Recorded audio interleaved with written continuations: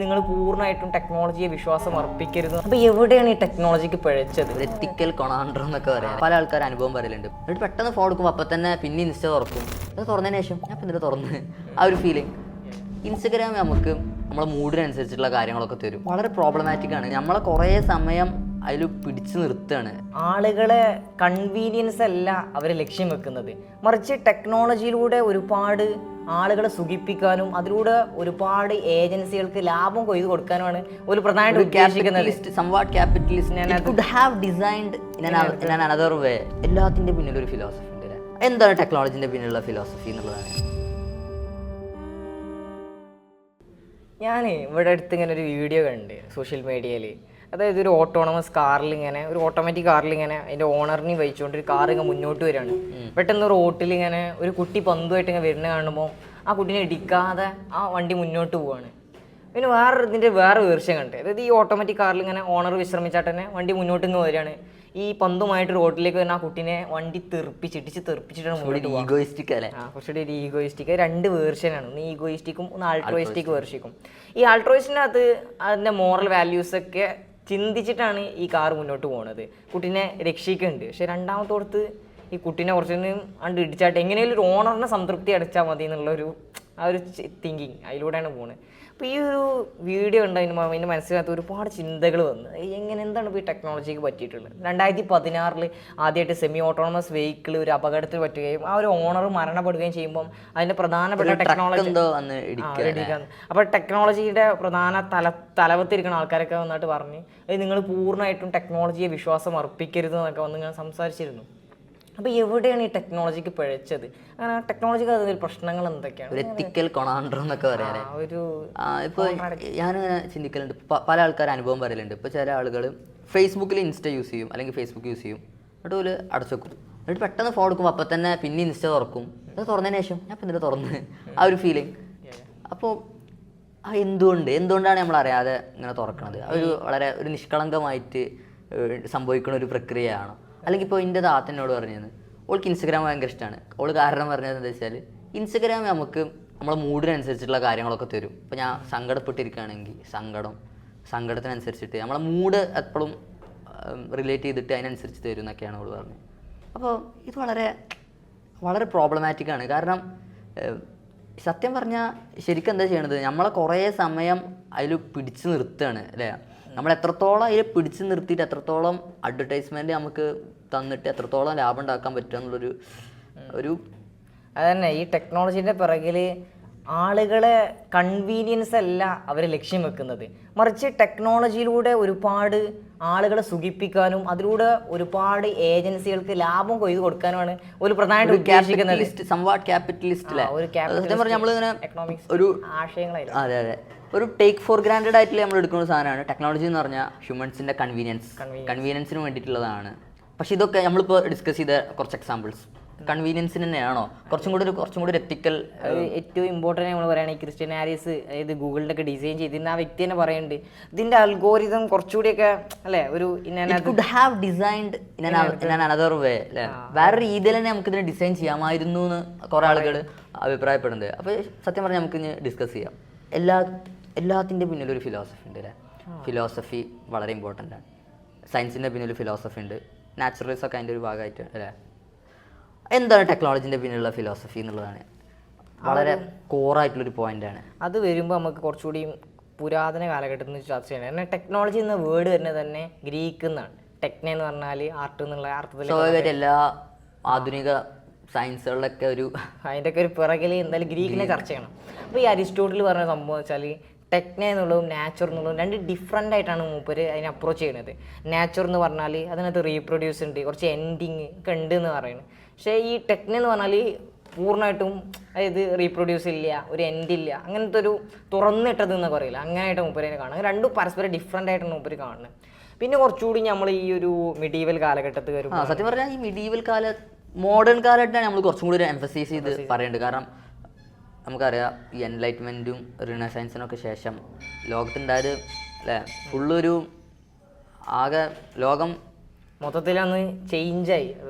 അപ്പോൾ അതിനകത്ത് Ernest cap എന്ന് പറയപ്പെടുന്ന മോഡേൺ ആയിട്ട് നമ്മൾ ഈ father of philosophy of technology എന്നൊക്കെ വിളിക്കാൻ പറ്റിയ ഒരാളാണ് ഏണസ്റ്റ് ക്യാപ്പ്. ഇപ്പോൾ ഏണസ്റ്റ് ക്യാപ്പിൻ്റെ ഒരു വർക്ക് ഉണ്ട്, elements of philosophy of technology. അപ്പോൾ അതിൽ അദ്ദേഹം പറയുന്നുണ്ട് ഈ ടെക്നോളജി ഒക്കെ not the convenience of the people, not the welfare of the people, but ഇതിൻ്റെ പിറകിലുള്ള ഒരു ലക്ഷ്യങ്ങളുണ്ടല്ലോ, അതിൻ്റെ ഒരു അതിൻ്റെ പിറകിലുള്ള ഒരു നമുക്ക് കൊളോണിയലിസത്തെ കുറിച്ചിട്ട് എന്തായാലും ചർച്ച ചെയ്യണം. കാരണം ഹരാരിയൊക്കെ പറയണ പോലെ എല്ലാ സയന്റിഫിക് പ്രൊജക്ട് എന്താണ്, ഒരു ഇമ്പീരിയൽ പ്രൊജക്റ്റ് ആണ്. എല്ലാ നേരെ തിരിച്ചും വൈസാവേഴ്സ എല്ലാ ഇമ്പീരിയൽ പ്രൊജക്റ്റും ഒരു സയന്റിഫിക് പ്രൊജക്റ്റ് ആണ്. അപ്പോൾ സത്യം പറഞ്ഞാൽ ഈ സയന്റിഫിക് ഈ ഇത്രയും വലിയൊരു എക്സ്പെഡിഷൻസ് ഒക്കെ നടക്കുന്നത് അടിസ്ഥാനപരമായിട്ട് എനിക്ക് അങ്ങനെ തോന്നുന്നുണ്ടെങ്കിൽ ഇതിനൊക്കെ പിറകിൽ അവരുടെ സ്വന്തം ലക്ഷ്യങ്ങളെ നമ്മൾ അവിടെ പ്രാധാന്യം കൊടുക്കുന്നുണ്ട് എന്നുള്ളതാണ്. പക്ഷേ ഏറ്റവും കൂടുതൽ നമ്മൾ മനസ്സിലാക്കേണ്ടത് ഇത് ഈ ഹ്യൂമൻ ബ്രെയിനും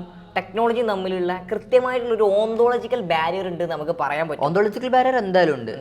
അത് ബെഞ്ചി യാക്കോബിൻ്റെ ഒരു വർക്ക് തന്നെ ഉണ്ടല്ലോ ഇതിനകത്ത്, ആർട്ടിഫിഷ്യൽ ഇൻ്റലിജൻസും ഹ്യൂമൻ ബ്രെയിനകത്തുള്ള ഒരു ഓന്തോളജിക്കൽ ബാരിയറിൽ അദ്ദേഹം അതിൽ ചർച്ച ചെയ്യുന്നുണ്ട്. ഈ ഹ്യൂമൻ ബ്രെയിൻ എന്നുള്ള സംഭവം എന്ന് പറഞ്ഞാൽ ഒരു ന്യൂറൽ നെറ്റ്വർക്കിനാൽ നിർമ്മിതമായിട്ടുള്ളൊരു വസ്തുവാണ്. അതിനകത്ത് അവർ എക്സ്പീരിയൻസ് ഉണ്ട്, മൊറാലിറ്റി മോർട്ടാലിറ്റി അവയർനെസ് ഉണ്ട്, അതുപോലെ തന്നെ ഇമോഷണൽ ഡെവലപ്മെൻറ്റ്സ് ഉണ്ട് എന്നൊക്കെ പറയുന്നുണ്ട്. അതേ സമയത്ത് ഈ ആർട്ടിഫിഷ്യൽ ഇൻ്റലിജൻസും ടെക്നോളജിക്കൊക്കെ കുറച്ചുകൂടി എൻജിനീയർഡിങ് ആണ്.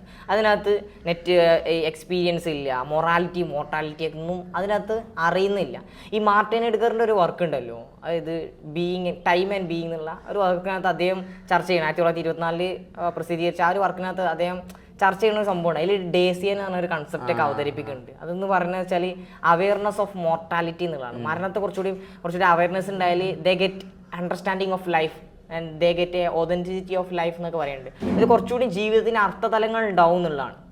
അപ്പം അതൊക്കെ ഉള്ള ഒരു മനുഷ്യനും ടെക്നോളജിയും തമ്മിൽ വളരെയധികം ഡിഫറെൻ്റ് ആണ്. നമുക്ക് മനുഷ്യനും ആ ഒരു ഡിസ്റ്റിങ്ഷൻ അല്ലേ, നമുക്ക് ഒരിക്കലും ഓണ്ടോളജിക്കൽ ബാരിയർ ഒരിക്കലും നമുക്ക് ടച്ച് തകർക്കാൻ കഴിയില്ല.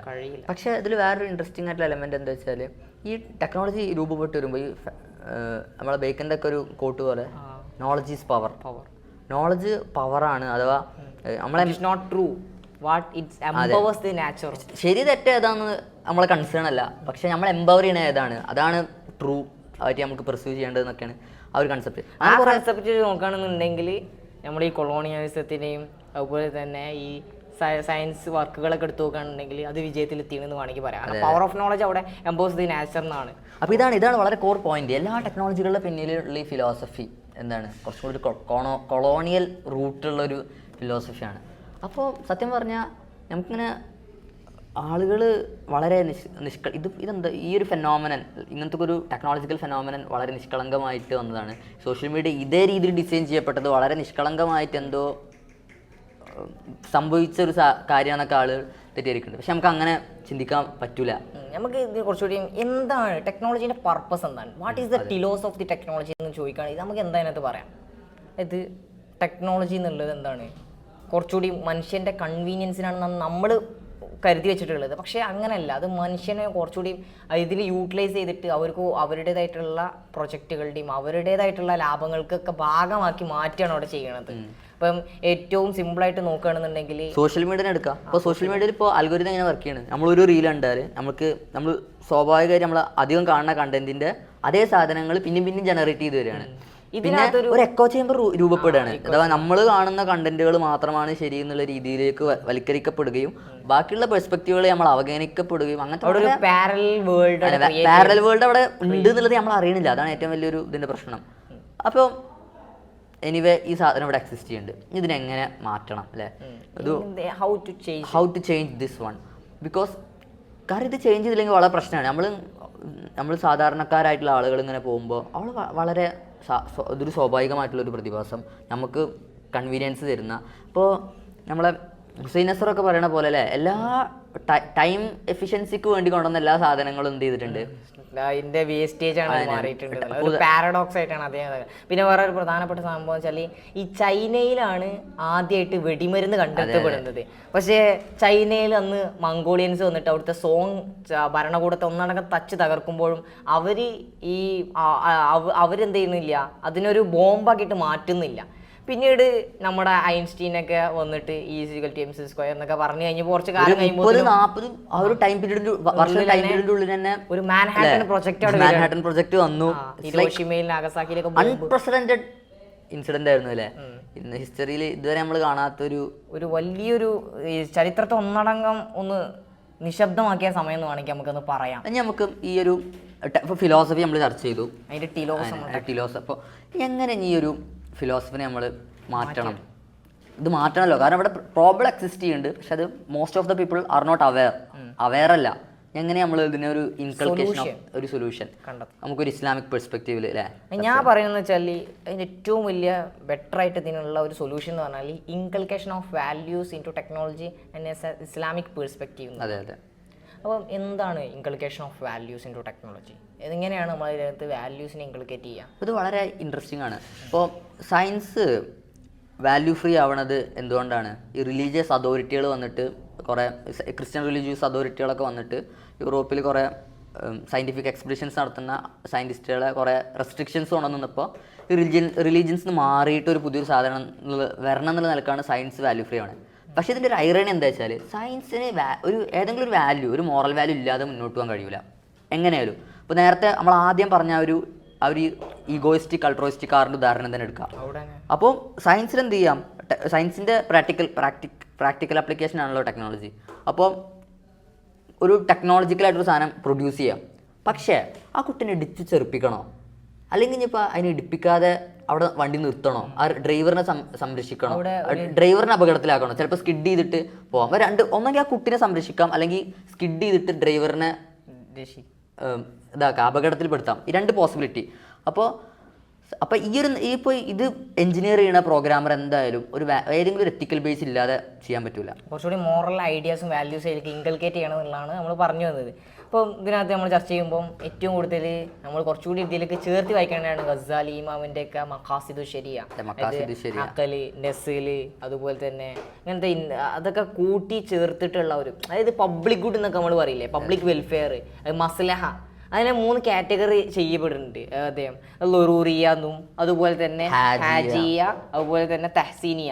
ലൊറൂറിയ എന്ന് പറയുകയാണെങ്കിൽ കുറച്ചുകൂടിയും എന്തായാലും ചെയ്തിരിക്കേണ്ട, നിർബന്ധമായിട്ട് ചെയ്തിരിക്കേണ്ട കാര്യങ്ങളാണ്. അപ്പോൾ ഇതിനകത്ത് ഹുസൈൻ നസറൊക്കെ ഒരു ഉദാഹരണം പറയുന്നുണ്ട്. അതായത് പഴയ കാലഘട്ടത്തിലുള്ള ഇസ്ലാമിക് ടെക്നോളജി എന്ന് പറഞ്ഞാൽ അന്ന് പ്രധാന ആർക്കിടെക്ചർ ഉണ്ടാക്കുകയാണെന്ന് അതിനകത്ത് തന്നെ ഒരു ഇന്നർ പ്രേയർ ഹാൾ ഉണ്ടാക്കും എന്നുള്ളതാണ്. പക്ഷെ ഇപ്പോൾ അത് ഒരുപാട് സോഷ്യോളജിസ്റ്റുകളും അല്ലെങ്കിൽ ഒരുപാട് മതേതരത്വവാദികളൊക്കെ വരുമ്പോൾ അതിനെ തച്ച് തകർക്കുന്നുണ്ട് എന്നുള്ള.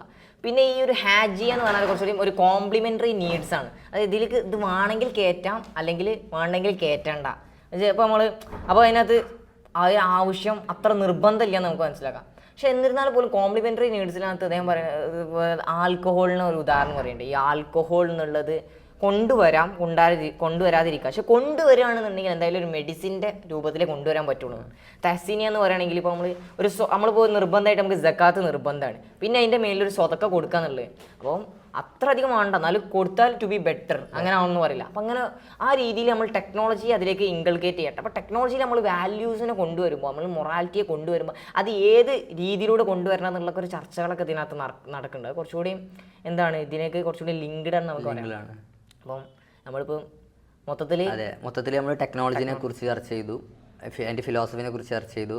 മൊത്തത്തിൽ എങ്ങനെ വാല്യൂസ് ഇൻകൾക്കേറ്റ് ചെയ്യാന്നുള്ളൊരു വളരെ ഹ്രസ്വമായിട്ടൊരു ബ്രീഫായിട്ടുള്ളൊരു ഇതാണ് നമ്മളിവിടെ അവതരിപ്പിച്ചിട്ടുണ്ട്. അപ്പോൾ ഇതിനകത്ത് അവസാനമായിട്ടും നമുക്ക് പറയാനുള്ളതെന്ന് വെച്ചാൽ ടെക്നോളജി എന്നുള്ളത് ഒരിക്കലും അത് മനുഷ്യൻ്റെ കൺവീനിയൻസിന് വേണ്ടിയിട്ടല്ല സൃഷ്ടിക്കപ്പെട്ടിട്ടുള്ളത്. അതിൻ്റെ അൽഗോരിതംസിനെ കുറിച്ചൊക്കെ വളരെ തോരാതെ നമുക്ക് ഇങ്ങനെ വേണമെങ്കിൽ പറയാം, ഒരു പോയിന്റിൽ അത് കൺവീനിയൻസിനാണെന്ന് തോന്നിപ്പിക്കുമായിരുന്നെങ്കിലും പക്ഷേ മറി ഭാഗത്ത് നോക്കുകയാണെന്നുണ്ടെങ്കിൽ അങ്ങനെ അല്ല എന്നുള്ളതാണ്. ആ ഒരു ലക്ഷ്യത്തിൽ നിന്നൊക്കെ മറികടന്നിട്ട് അല്ലേ അതൊന്നൊക്കെ ഫുഡ് പോയിക്കണു.